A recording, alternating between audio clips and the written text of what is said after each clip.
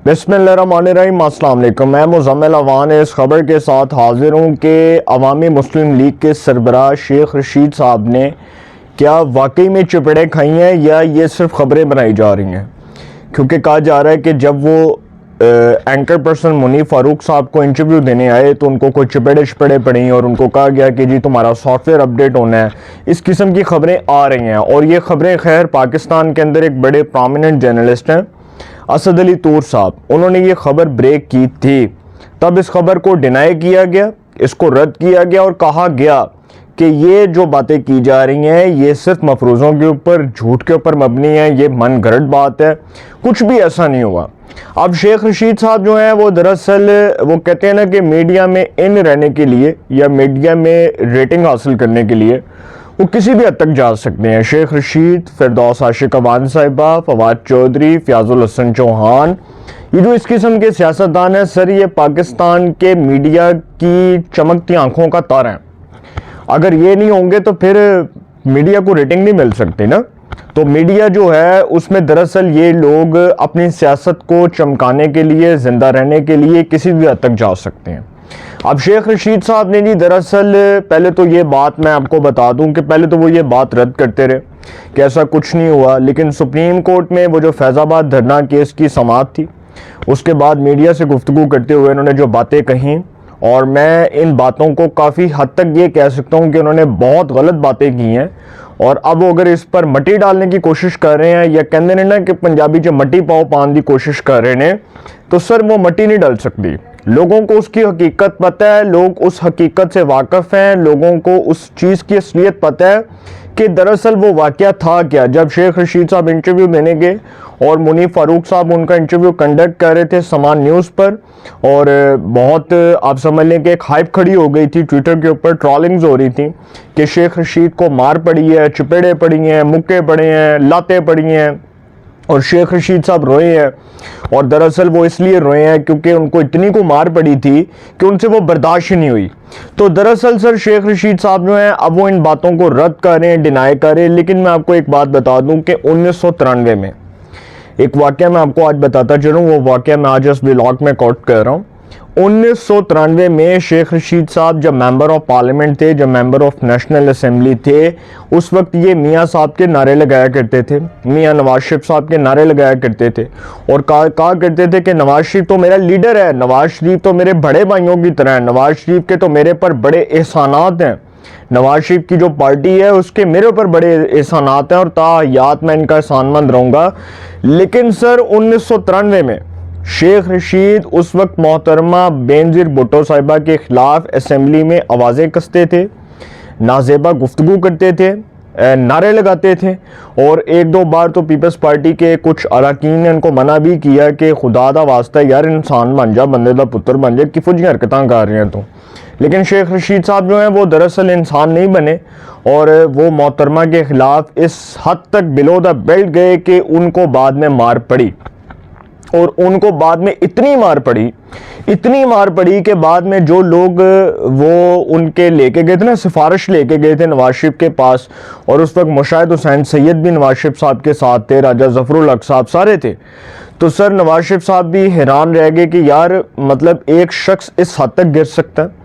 कि वो इतनी गलीज़ और इतनी गंदी ज़ुबान इस्तेमाल कर सकता है। और दरअसल शेख रशीद साहब जो हैं वो उस माइंडसेट के इंसान थे,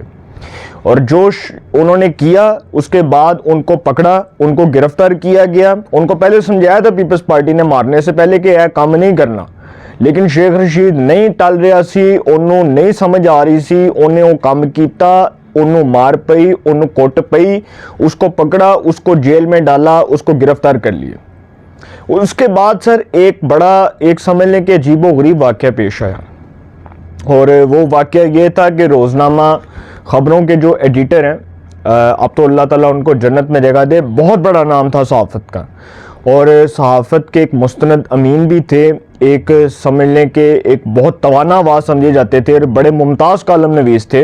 रोज़नामा ख़बरों के एडिटर ज़िया शाहिद साहब,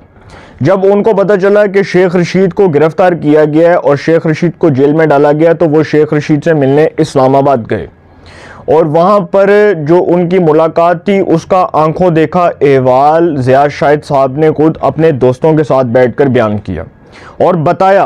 कि शेख रशीद आंसुओं से रोया और वो बता रहा था कि वो जेल में उसके पास ना तो पंखा है, ना ही उसको खाना मिल रहा है, ना ही उसको सांस आ रहा है, और वो रो रहा था कि जी मुझसे गलती होगी, मुझे बड़ा पछतावा है अपनी इस गलती पर। जबकि मरहूम ज़िया शाहिद साहब अपने कॉलम्स में मुतअद्दिद बार ये तस्करा कर चुके हैं, इस बात का इजहार कर चुके हैं। और जब उन्होंने उस वक्त वो कॉलम्स लिखे थे और मरहूम ज़िया शाहिद साहब जब उस वक्त तहरीर लिखते होते थे तो उसमें कई बार उन्होंने जिक्र किया, क्योंकि मरहूम ज़िया शाहिद साहब जो हैं वो ज़िया-उल हक के दौर के सहाफ़ी हैं, बल्कि उससे भी पहले की वो जर्नलिज़म कर रहे हैं।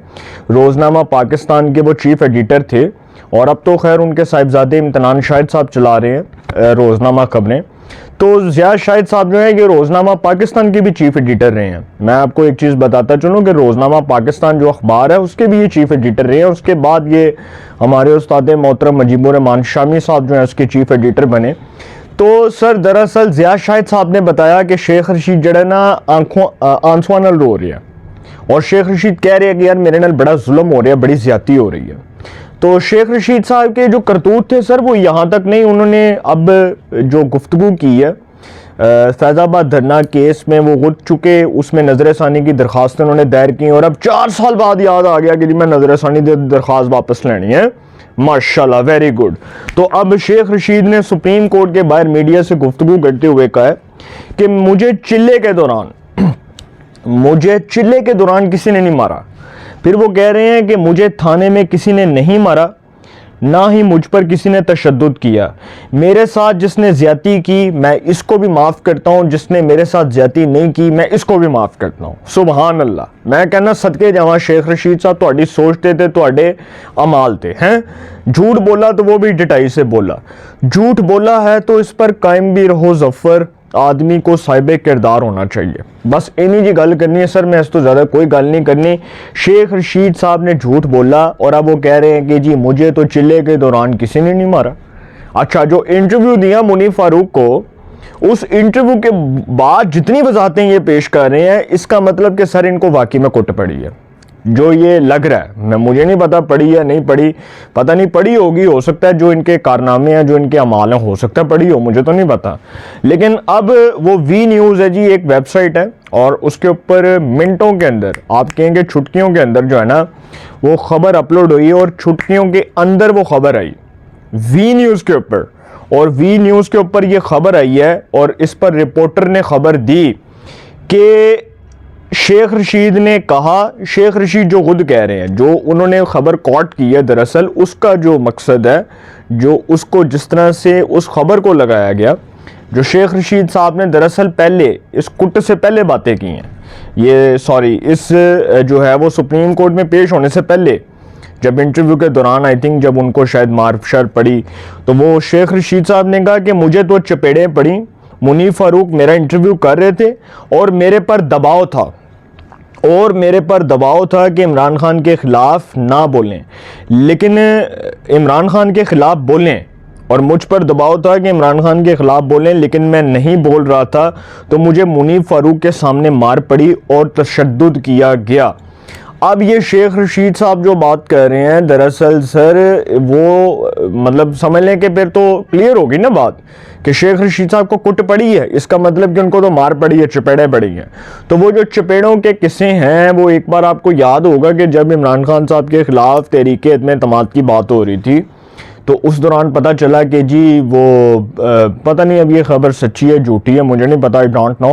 कि उस वक्त के जो DGISI थे और उस वक्त के जो चीफ ऑफ आर्मी स्टाफ थे वो वज़ीर-ए-आज़म हाउस गए और इमरान खान साहब ने ये ख़बर ब्रेक करवा दी कि जी मैं उस वक्त के जो मौजूदा आर्मी चीफ हैं उनको जी बरतरफ करवा रहा हूँ, उनको डिसमिस करवा रहा हूँ। तो इमरान खान को चपेड़े पड़ी और इमरान खान साहब को जो है वो नानी याद करा दी गई। मतलब इस किस्म की भी खबरें बनी थी सोशल मीडिया पर। आजकल वैसे भी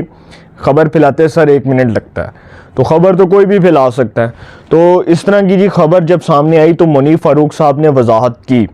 और senior anchor person Munif Farooq ने पढ़ा। जब उन्होंने ये सारा कुछ सुना तो उन्होंने कहा कि मैं बहुत हैरान हुआ कि ये शेख साहब ने बातें क्यों की हैं, ऐसा तो कुछ भी नहीं हुआ,